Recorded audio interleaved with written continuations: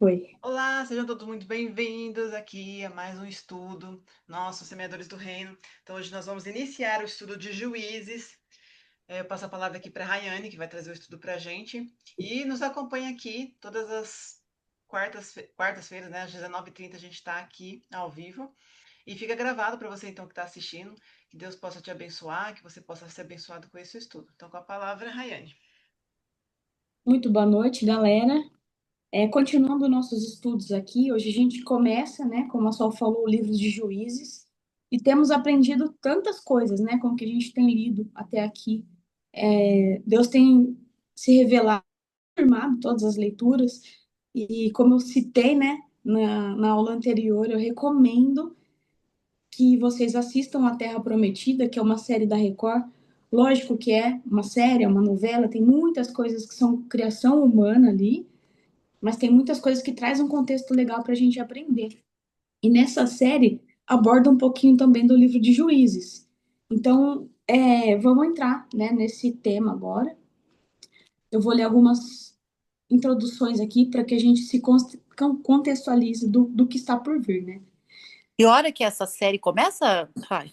Na verdade, é uma série gravada, tá no Netflix. Ah, tá. Por enquanto está no Netflix, mas o Netflix vive mudando, né? Então, quem quiser assistir todas as séries que são bíblicas, né, da Record, eu recomendo que assine aquele Record Plus, né? Eu tô terminando, eu tô assistindo agora é, os Dez Mandamentos. Comecei de trás para frente, né? Então Sim. é a série anterior a Josué, mas assim que eu terminar ela, eu já vou aderir também ao Record Plus, né? Para poder assistir a Bíblia inteira ali, né? E contextualizar melhor. É muito bom porque, como eu falei, ela faz a gente enxergar os personagens com cara, né? Isso muda tudo, Sim, né? sim. É muito legal e também para gravar o que a Bíblia fala, né? Bem legal mesmo. Então, o livro de Juízes, como eu falei, tá, contempla um pouquinho nessa série, né? E esse livro, ele é o segundo livro histórico do Antigo Testamento. Na Bíblia hebraica, esses livros são chamados de profetas antigos. E a preocupação teológica e espiritual encontrada no Pentateuco e nos profetas é mais do que simplesmente registrar fatos históricos. O nome do livro vem da denominação hebraica dos personagens principais, que pode ser traduzida como governantes. Esses juízes eram agentes de livramento do Senhor.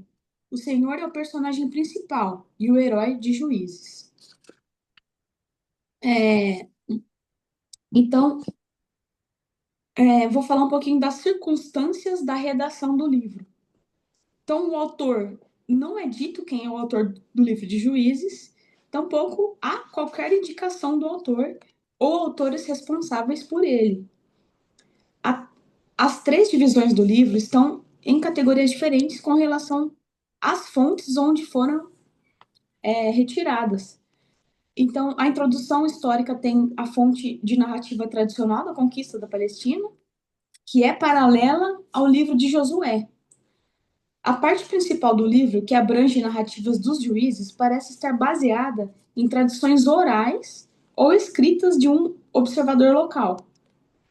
Então, como é uma escrita bem variada, difícil até apontar para um suposto narrador, né? Então, fica difícil a gente saber quem realmente escreveu.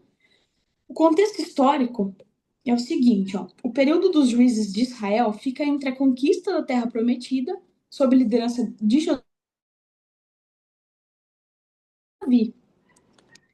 Dessa maneira, os eventos descritos devem datar do final do século XV a.C., até o final do século XIX, até o final do século XI a.C. Esse é um período de cerca de 300 anos. E foi uma época de anarquia social e religiosa, caracterizada pelo refrão. Nossa, gente, minha vista tá péssima. Peraí. A idade vai chegando.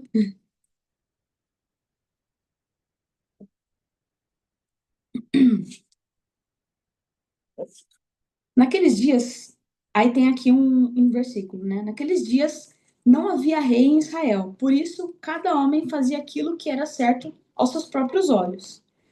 Não podemos apurar exatamente quando o livro de Juízes foi escrito. A referência, em 1830, ao destino de Dan no cativeiro, sugere uma data de edição final posterior ao exílio do reino do norte da Síria, por volta de 720 a.C. A sugestão que os leitores poderiam ver no altar de Gideão, em Ofra, sugere uma data anterior ao exílio. A mensagem de Juízes deve ter repercutido fortemente em vários pontos da história de Israel e tem argumentos que se ela se adequa aos dias sombrios de Manassés. Então, qual que é a mensagem e o propósito, né, desse livro?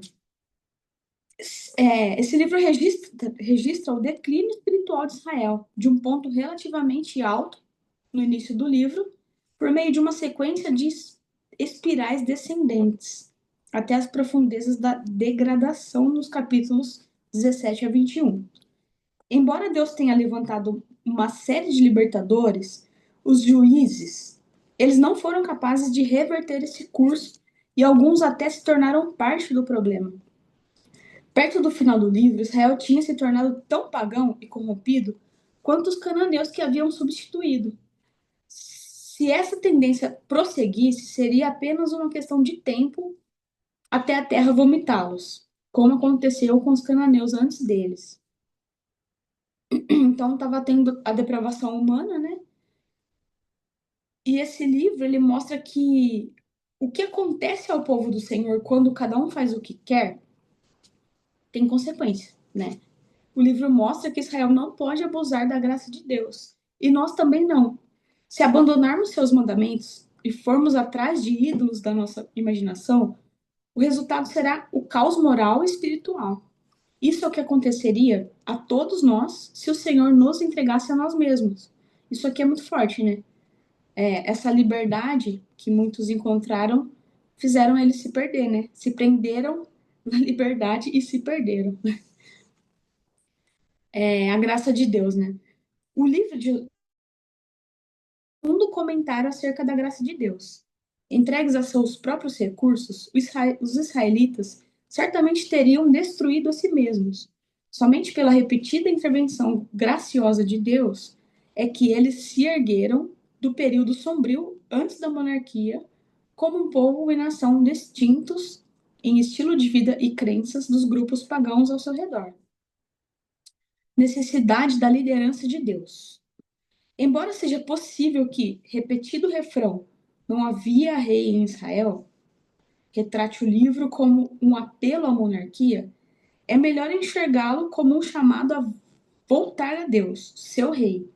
Em vez de exaltar os reis como um ideal acima da confusão deste período, o acréscimo de cada homem fazia aquilo que era certo aos seus próprios olhos, reduz o povo ao estado moral e espiritual dos reis de Israel nos anos posteriores.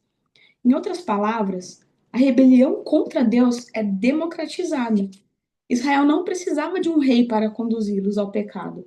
Eles mesmos eram capazes de cair na imoralidade sozinhos. Os israelitas abandonaram o Deus do pacto para seguir os deuses da fertilidade da terra. Ao expor esse problema, o escritor buscou despertar a sua própria geração. Juízes é um apelo para que o povo do pacto abandone todas as formas de paganismo e volte para Yahvé. Qual que é a contribuição bíblica do livro de Juízes? Esse livro nos mostra que a nação de Israel sobreviveu aos dias sombrios dos juízes inteiramente pela graça de Deus.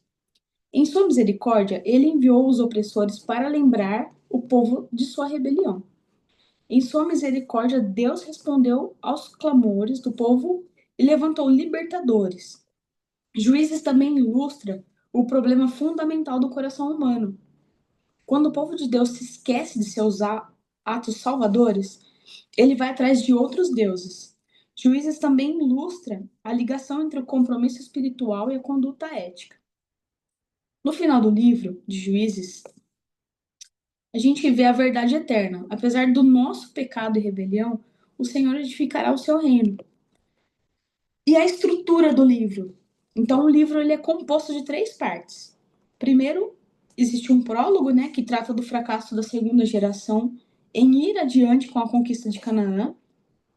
Em seguida, há 6 ciclos de pecado e salvação, que formam a maior parte do livro. E, por fim, temos um apêndice que mostra os resultados completos, os quais a depravação total entrega o povo. Essa estrutura mostra não apenas a repetição dos padrões de pecado e juízo, como também a progressão negativa. O ponto central da narrativa é o episódio ligado que envolve Gideão e Abimeleque, o qual serve para ressaltar ainda mais a importância do problema do reinado. Então, basicamente, a gente vai encontrar no livro de Juízes, né? A parte técnica que eu posso falar aqui, a Bíblia é essa. E agora o contexto do que a gente vai encontrar no livro, eu vou compartilhar com vocês naquele videozinho. Deixa eu só abrir aqui.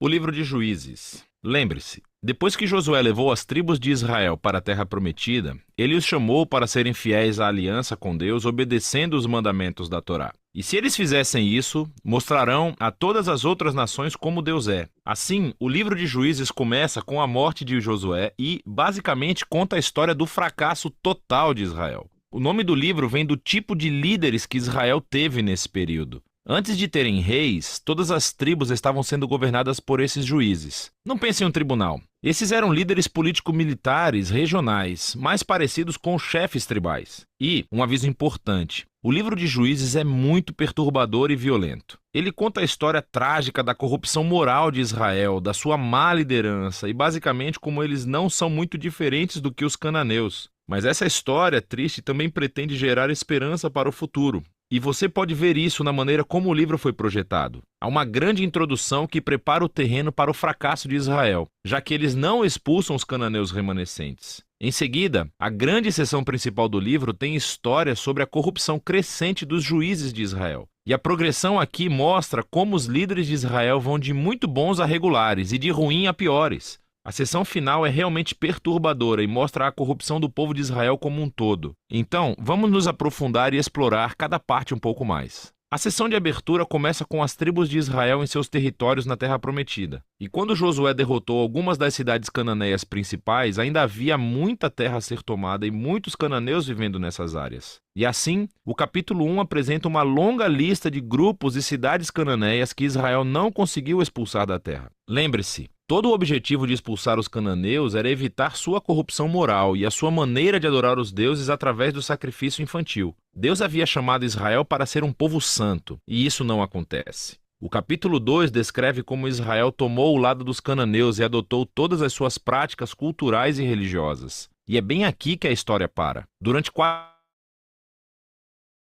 de tudo o que está prestes a acontecer no resto do livro. Essa parte da história de Israel, diz o narrador, foi uma série de ciclos se movendo como uma espiral para baixo. Assim, Israel tornava-se como os cananeus e assim pecariam contra Deus. Deus permitiria que eles fossem conquistados e oprimidos pelos cananeus. E por fim, os israelitas veriam o erro de suas escolhas e se arrependeriam. Então, Deus levantaria um libertador, um juiz dentre Israel, que derrotaria o inimigo e traria uma era de paz. Mas, finalmente, Israel pecaria novamente e começaria tudo de novo. Esse ciclo fornece o conceito literário e o fluxo para a próxima seção principal do livro. Ele se repete para cada um dos 6 juízes principais cujas histórias são contadas aqui. As histórias dos 3 primeiros juízes, Otniel, Eude e Débora, são aventuras épicas, mas são também histórias extremamente sangrentas. Ou os próprios juízes, ou as pessoas que ajudam os juízes derrotam seus inimigos e libertam o povo de Israel. As histórias sobre os próximos 3 juízes são mais longas e se concentram nas falhas de caráter dos juízes, que ficam cada vez piores. Gideão começa muito bem.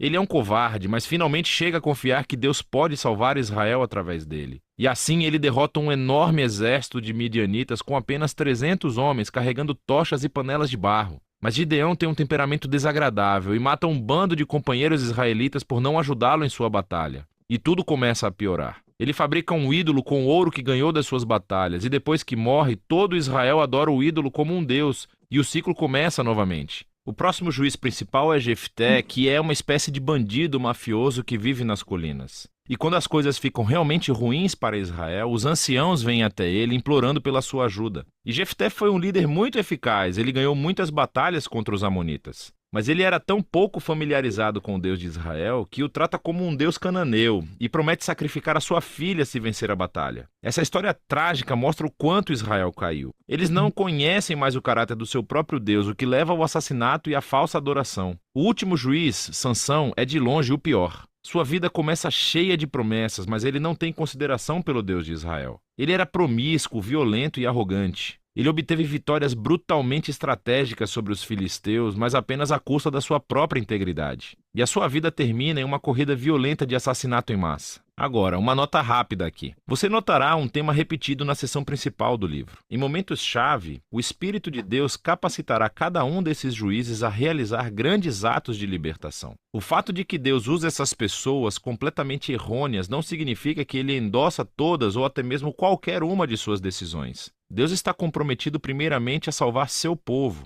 mas tudo o que ele tem são esses líderes corruptos e, por isso, trabalha com eles. Essa sessão inteira é projetada para mostrar o quão ruim as coisas ficam. Você não consegue nem diferenciar os israelitas dos cananeus. E estamos falando apenas dos líderes. A sessão final mostra Israel como um todo chegando ao fundo do poço. Há 2 histórias trágicas aqui e elas não são para os fracos de coração. Elas são estruturadas por essa linha, que é repetida 4 vezes no final do livro. Naquela época, Israel não tinha um rei com seus próprios olhos. A primeira história é sobre um israelita chamado Miqueias, que constrói um templo privado para um ídolo. E ele é saqueado por um exército particular enviado da tribo de Dan. Então eles vêm e roubam tudo. E eles queimam a cidade pacífica de Laís e assassinam todos os seus habitantes. É uma história horripilante. Quando Israel se esquece do seu Deus, o poder e a força consertam as coisas. A história final do livro é ainda pior. É uma história chocante de abuso sexual e violência que leva à primeira guerra civil de Israel. É muito perturbador e esse é o objetivo. Essas histórias servem como um aviso. A queda de Israel até a autodestruição é o resultado de se afastar do Deus que os ama e que os salvou da escravidão do Egito. E agora Israel precisa ser libertado de si mesmo.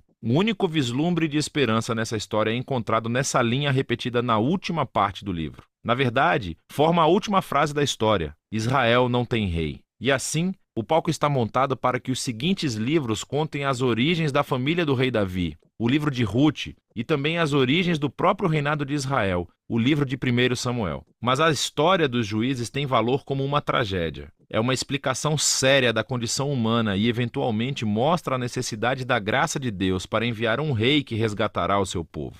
E esse é o livro de Juízes.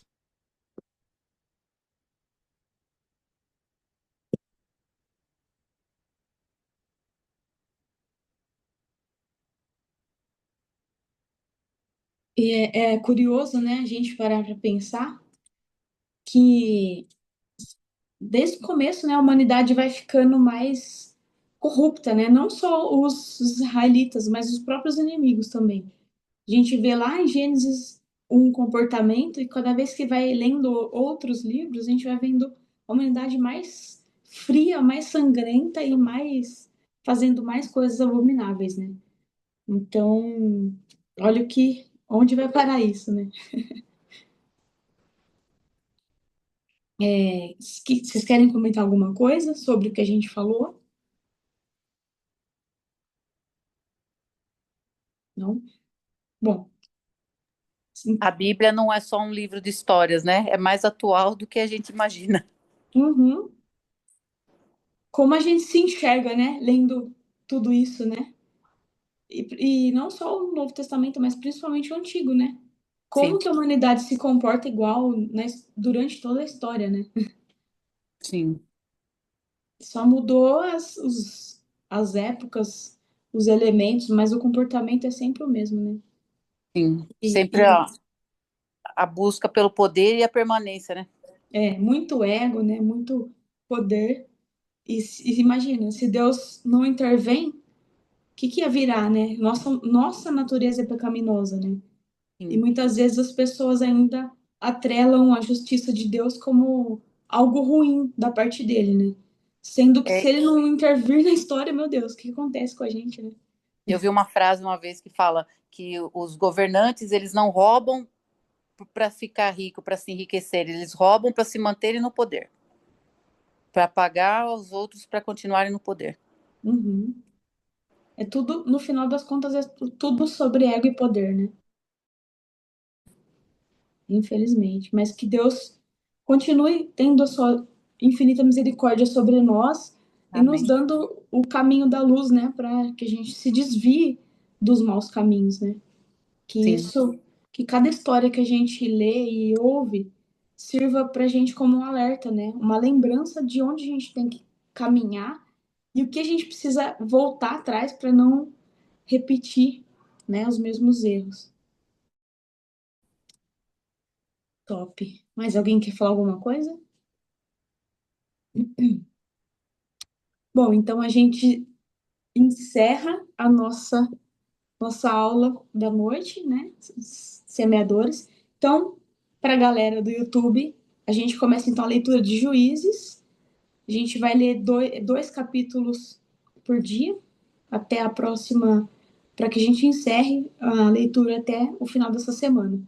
Provavelmente algum dia vão ser 3 leituras, mas aí você divide da melhor forma para que você conclua a semana terminando o livro de Juízes. E a gente se encontra na próxima quarta-feira com um novo livro, tá bom? Então, até mais, galera. Fiquem com Deus.